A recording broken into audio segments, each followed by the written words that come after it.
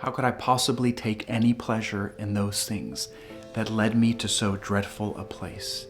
This is a question St. Teresa of Avila posed to herself after reflecting on the vision that God gave to her when she was a young nun and she was not completely dedicated to God. She loved God maybe in an average way, but she gave him half her heart. He gave her this amazing vision of hell, showing her this is where you deserve based on how you are choosing to live your life. It completely changed the trajectory of her life. And it leads us to realize this one conclusion, that at any given moment, every single one of our decisions is taking us to either one of three places: heaven, purgatory, or hell. Can it be so simple? Let's talk about maybe some examples from our own lives. Imagine that you were a famous person that had worked for so many years building your career, and you did this thing and that thing and then the other thing, and it was your moment of glory, and you were about to receive the thing that you had been working for your whole life. All it takes is one decision to throw it all away. Haven't we experienced that? And we understand why that is. And it seems unfair, but all of our decisions are not just isolated.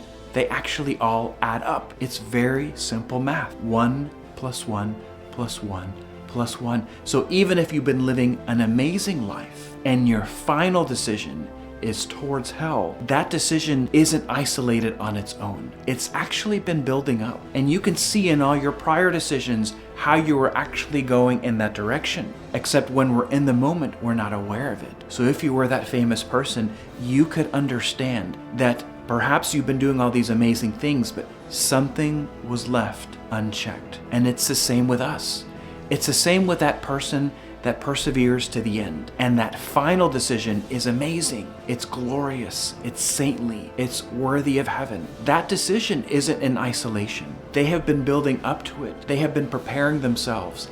They have been doing all the small things hidden even to them that have given them the strength to make that final decision. Often as Catholics will say, oh, that I would just die a martyr. But don't you know that you can prepare yourself to be a martyr beginning right now? Even the way you brush your teeth, take a shower, go to the bathroom, cook, talk to your wife, all those tiny decisions add up. And the way in which you do them have a consequence leading out to the very end of your life. And that's what people don't want to accept. You see that in the comments. You see a lot of people that reject this idea that God is sending them to hell. And in some ways it makes sense. The truth of it is, He is pronouncing a judgment on decisions that you have already made. You have been sending yourself to hell. You have been sending yourself to purgatory. You have been sending yourself to heaven this whole time. And the truth is, if you were to really look deep inside and look in the mirror, you would admit it to yourself. And God is simply affirming what you have been choosing all along. That's why sometimes people say, how could God send me to hell if I've been so good and at the very end I just maybe make some stupid decision? Again, that decision is not in isolation. Your whole life you've been preparing and building.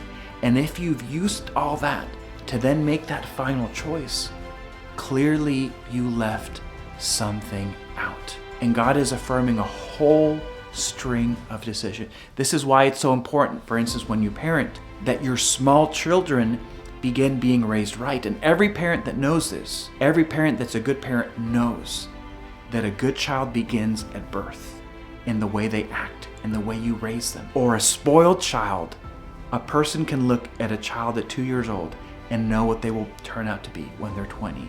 It's the same thing. All our decisions are connected. And that is the mercy of God, that right now we have a chance to change that trajectory.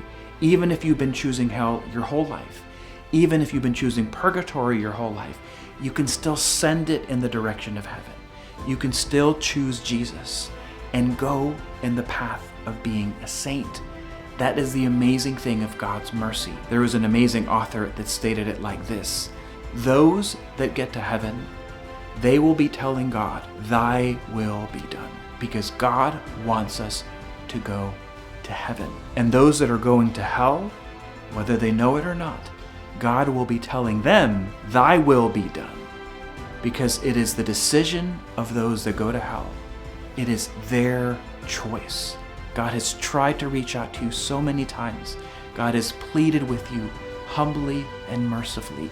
And so many times you have rejected him, not just once, but in thousands upon thousands of decisions that you will see at the end of your life.